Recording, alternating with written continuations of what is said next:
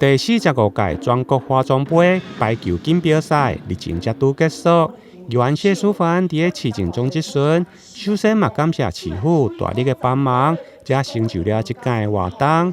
接续话锋一转，认为客家比赛的球场还是无够使用，对此议员透过中央立委的争取，希望设立客家排球落瓦运动馆。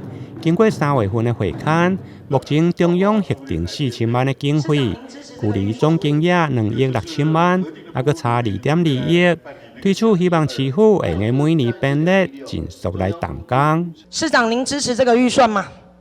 我支持啊，我支持，你也要支持。但中央可能，您刚刚讲剩2.2亿嘛，如果是降议是2.6亿，中央补助50%，或者是依照我们现在的财务状况，很多建设中央补助70%，我们30%，或55开我都还可以接受。明年有没有机会可以动工？我们现在就跟那个公所这边配合来做规划。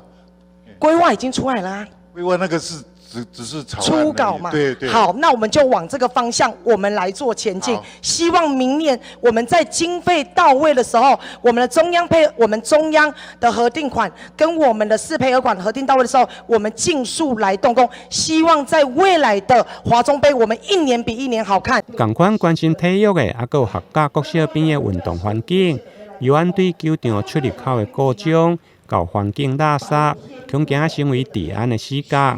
希望市府会用编列修缮，甲着委托管理的费用。